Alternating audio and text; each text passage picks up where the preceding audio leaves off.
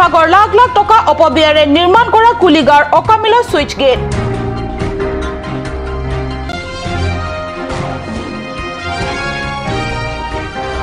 মৰণ ফাণ্ডলৈ পৰিণত মেৰামতি লৱণঘাটৰ 20 বছৰীয়া কাঠৰ দলং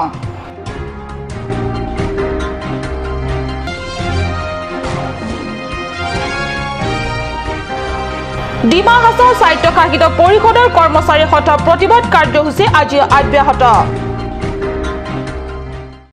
নমস্কাৰ মই সঞ্জয়তা তেৰণপিয়ে কাট নিউজ চেনেলৰ ষ্টুডিঅ'ৰ মজিয়াৰ পৰা লৈ আহিছো আজি দিনটোৰ প্ৰধান বাতৰি সমূহ এতিয়া বিতং বাতৰি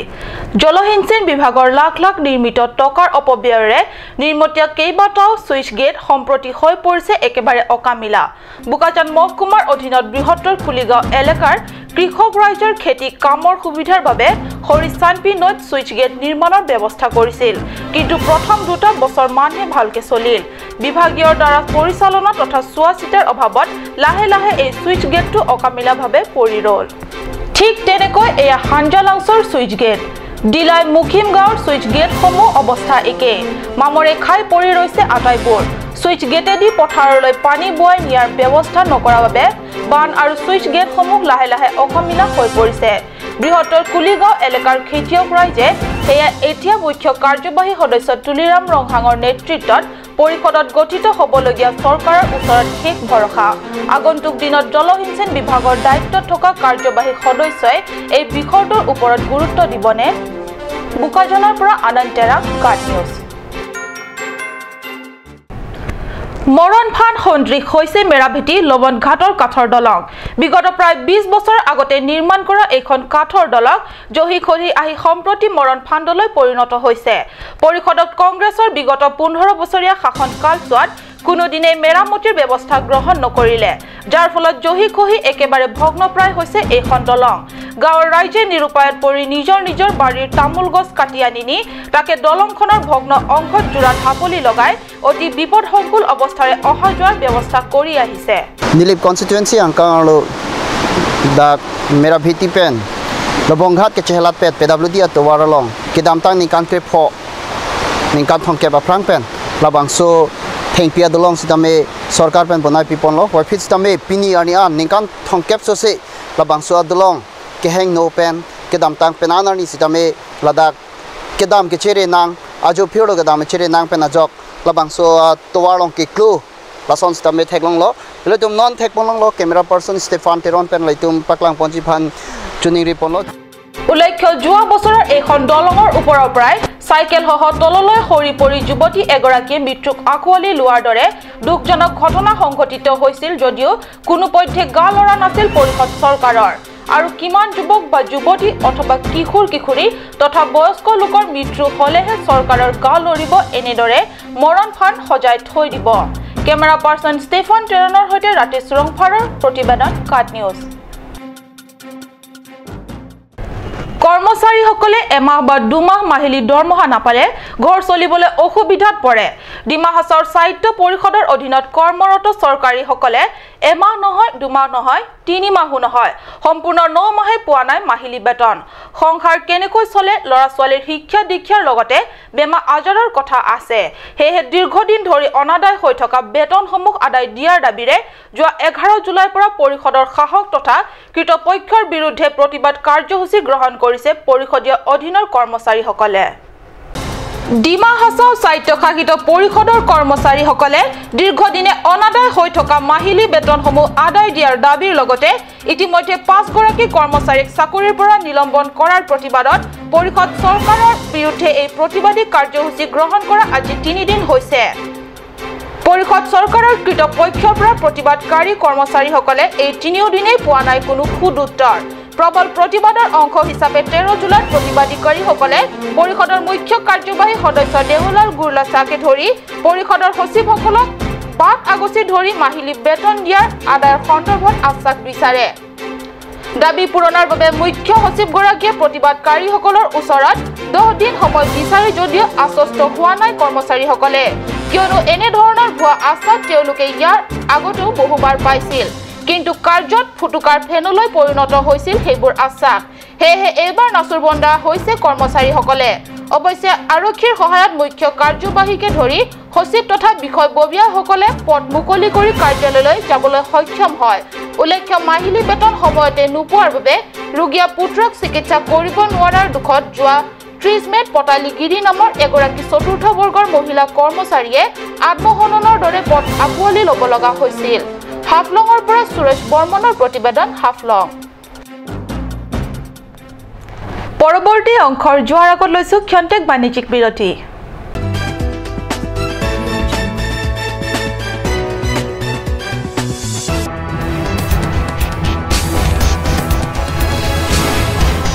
Cut News Channel again Penali Tumhana One Pillar, a Practo the Talent Show.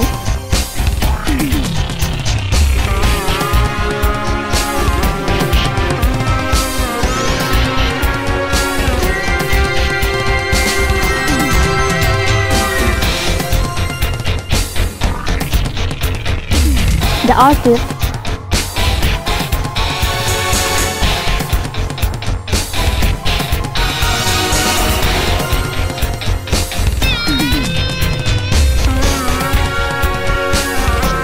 Curbit traditional attire and its innovation.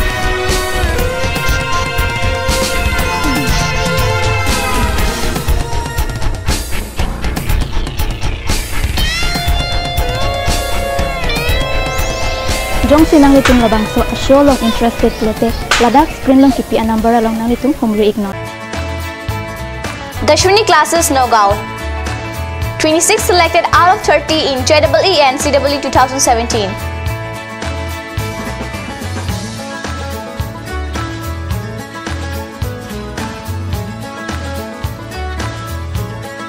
For dropper batch at Stadium Market, first floor, phone number 9864922277. 1 year engineering and medical coaching will start from 20th of June up to 5th July.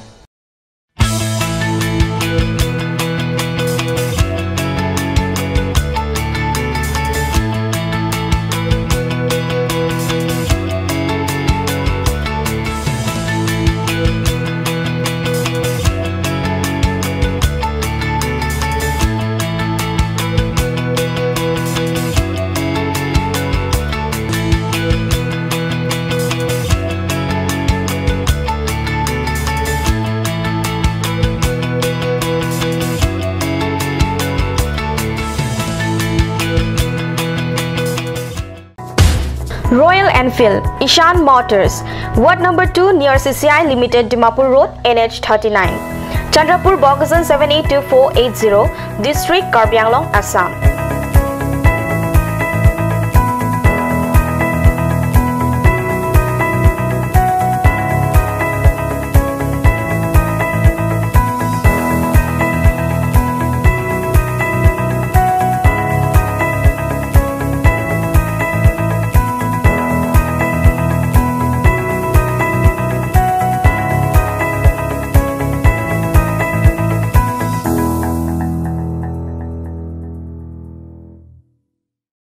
আপুনি বাৰু বিশুদ্ধ খোৱা পানীৰ অভাৱ অনুভৱ কৰিছে নেকি এতিয়া আৰু চিন্তা নাই কাৰণ বজাৰলৈ আহিল কাঞ্চ ৱাটাৰ বিজ্ঞানসন্মত উন্নত মানৰ প্ৰক্ৰিয়াৰে প্ৰস্তুত কৰা কাঞ্চ ৱাটাৰে আপোনাক দূষিত পানীৰ ভয়াবহতাৰ পৰা আঁতৰত ৰাখিব কাঞ্চ water Kanj Assam Hill Small Industries Development Corporation pen Arniwang Hemalong akenang sa hormu ason salam pontanglo lasinang tum Arniwang kenang sot kecho ason la penthesire alang hithi kulat along longpon ikji kang sirtang kijun alang tharwe alang theso alang kecho ajam thu tharmit adu thelua kreng chitronola ukthor pen chenglok ongdung Hemalong akenang sot hormu longpon ikji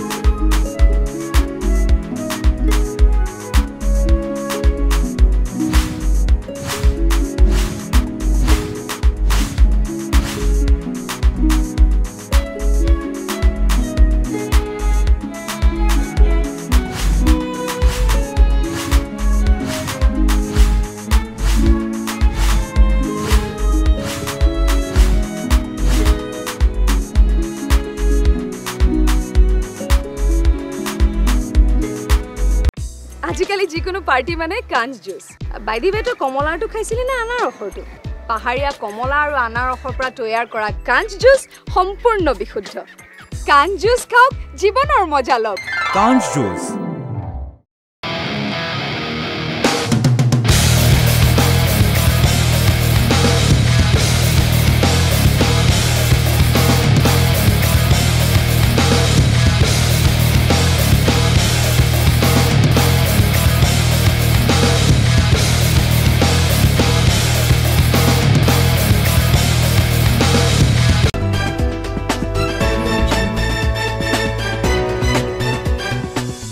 স্বাগতম বিৰতিৰ পিছত পুনৰ ঘূৰি আহিছো বাতৰি মজিয়ালে অসম জাতীয়তাবাদী যুৱ ছাত্ৰ পৰিষদ কাৰ্বি আংলং জিলা কমিটি আৰু কাৰ্বি ছাত্ৰ সন্থাই মিলি চৰকাৰৰ ওচৰত বিভিন্ন দাবীত অৱস্থান ধৰ্মঘট কাৰ্যসূচী ৰূপায়ণ কৰে বুকাজান সিমেন্ট কাৰখানাৰ প্ৰদূষণ নিয়ন্ত্ৰণ ব্যৱস্থা গ্ৰহণ ভাৰতীয় সিমেন্ট কাৰখানাত থলুৱা শিক্ষিত যুৱক যুৱতীক নিযুক্তি বুকাজান সিমেন্ট কাৰখানা কৃতপক্ষৰ দ্বাৰা উন্নয়নমূলক কামৰ বাবে ব্যৱস্থা গ্ৰহণ বুকাজান সিমেন্ট কাৰখানাত এখন উন্নত মানদণ্ডৰ চিকিৎসালয় স্থাপন বুকাজান সিমেন্ট কাৰখানাৰ দ্বিতীয় সম্প্ৰসাৰণ কামখিনি শীঘ্ৰে সম্পন্নৰ বাবে বলিষ্ঠ পদক্ষেপ গ্ৰহণ আদি পাঁচটা দাবী উত্থাপন কৰে যৌথ সংগঠনে এইসমূহ দাবী সম্বলিত স্মাৰক পত্ৰৰ প্ৰতিলিপিৰ এখন কেন্দ্ৰীয় পৰিৱেশ মন্ত্ৰীলৈ এখন কেন্দ্ৰীয় গৃহ উদ্যোগ মন্ত্ৰীলৈ এখন উত্তৰ পূৰ্বাঞ্চলৰ ডনাৰ মন্ত্ৰীলৈ আৰু আন এখন প্ৰতিলিপি গুৱাহাটীস্থিত প্ৰদূষণ নিয়ন্ত্ৰণ বৰ্ডৰ অধ্যক্ষলৈ প্ৰেৰণ কৰে বুলি বুকাজানৰ পৰা কাট নিউজৰ সাংবাদিকে জানিবলৈ দিয়ে অন্ন বস্ত্ৰৰে নহয় ৰাজ্যৰ লাখ লাখ বানপীড়িতৰ কাষত শিল্পী সুলভভাৱে থিয় দিলে একাংশ বৰিষ্ঠ শিল্পী কেনভাছত ৰং তুলিকাৰী ছবি অংকন কৰি বনাঞ্চলৰ ধ্বংসৰ ভয়াৱহতাক তুলি ধৰাৰ বিনম্ৰ প্ৰয়াস এই সকল শিল্পী সমাজৰ কোট এনে ব্যতিক্ৰমী প্ৰয়াস চাও আহক ভয়াৱহ বানত কক বুকাইছে ৰাজ্যৰ লাখ লাখ বানক্ৰান্ত চৌদিশে বাৰ্ণান্তৰ হাহাকাৰ তেনেদৰে বনাঞ্চল ধ্বংসৰ কুপ্ৰভাৱে মাতি আনিছে ভয়াৱহ ভৱিষ্যতৰ ইংগিত কিন্তু নীৰৱ চৰকাৰ পৰ্যাপ্ত সা সুবিধাৰে বানপীড়িত কাষতো নাই চৰকাৰ ইয়াৰ মাজতে অন্ন বস্ত্ৰৰে ৰাজ্যৰ লাখ লাখ বাৰ্ণান্ত্যক প্ৰত্যক্ষভাৱে সহায় কৰিব নোৱাৰিলেও একাংশ বৰিষ্ঠ শিল্পীয়ে কেনভাছত ৰং তুলিকাৰে চাকি বন্তি জ্বলাই অদৃশ্যজনৰ ওচৰত সেৱা প্ৰাৰ্থনা জ্বলালে দিনহৰা বানপীড়িতক উদ্ধাৰৰ বাবে এনেদৰে বনাঞ্চল ধ্বংসৰ ভয়াৱহতা প্ৰকাশ কৰিবলৈ শিল্পীৰ তুলুকাত ফুটি উঠিল আন এক সজাগতামূলক ছবি এয়া হাওৰাঘাট অকেৰেঙৰ অঞ্চলৰ দৃশ্য স্থানীয় চিত্ৰকলা আৰ্ট এণ্ড ক্ৰাফ্ট একাডেমীৰ দ্বিতীয় বৰ্ষপূৰ্তি উপলক্ষে আয়োজন কৰা গ্ৰীষ্মকালীন চিত্ৰকলা শিবিৰত বুধবাৰে অংশ লয় ৰাজ্যৰ বিভিন্ন প্ৰান্তৰ 5 গৰাকী খ্যাতনামা শিল্পীয়ে ইয়াৰে ৰহাৰ টিকেন্দ্ৰজিৎ শইকীয়া ডবকাৰ ডক্টৰ জিতুমণি বৰা মৰিগাঁৱৰ জ্যোতি মহন্ত নগাঁৱৰ মেধি ৰং তুলিকাৰে কেনভাছত বানপানীৰ মাজত অহিংসাৰ পূজাৰী ভগৱান বুদ্ধৰ ছবি আৰু এগছি চাকিৰ ছবি আঁকি চিত্ৰশিল্পীয়ে বানৰ কবলৰ পৰা বানাক্ৰান্তক ৰক্ষাৰ বাবে প্ৰাৰ্থনা জনালে কলিকতাৰ পৰা আমাৰ কামখিনি কৰে আৰু তেওঁলোকৰ ফালৰ পৰা আমাক সাৰ্টিফিকেটসমূহ দিয়া হয়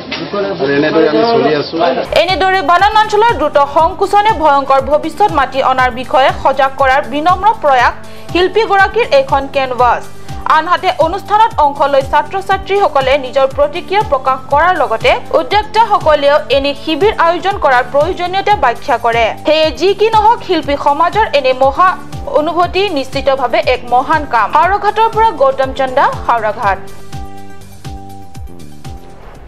খেৰণী পথত সংঘটিত হয় এক বাছ দুৰ্ঘটনা কটমপি প্ৰাণ ৰক্ষা বাছৰ যাত্ৰীসকলৰ খেৰণী আৰক্ষী থানাৰ অন্তৰ্গত খেৰণীৰ পৰা উমৰাংচলৈ যোৱা পথতে সংঘটিত হয় এই ঘটনা খেৰণী চাৰিআলিৰ পৰা বাছখন গৈ কিছু নিলগত থকা কালভাৰ্টত খুন্দিয়াৰ ফলত দুৰ্ঘটনাত পতিত হয় বাছখনৰ চালকে জানিবলৈ দিয়া মতে বাছৰ ষ্টিয়াৰিং ভাঙি যোৱাৰ বাবে দুৰ্ঘটনাটো ঘটে উল্লেখ্য বাছখনত থকা 30 গৰাকী যাত্ৰীও এই দুৰ্ঘটনাৰ ফলত হতাহতি হোৱাৰ খবৰ এইলৈকে বাতৰি লিখা পৰলৈকে প্ৰাপ্তি হোৱা নাই খেৰণীৰ পৰা বীৰেন ইংহি কাট নিউজ